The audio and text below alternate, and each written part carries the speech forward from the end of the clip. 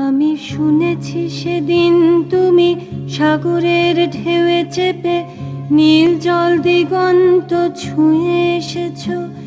আমি শুনেছি সেদিন তুমি নোনা বালি তীর ধরে বহুদূর বহুদূর হেঁটে এসেছ।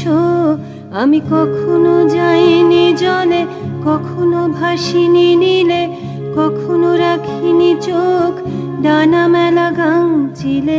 আবার যেদিন তুমি সমুদ্র স্নানে যাবে, আমাকেও সাথে নিও, নেবে তো আমায়, বলো নেবে তো আমায়।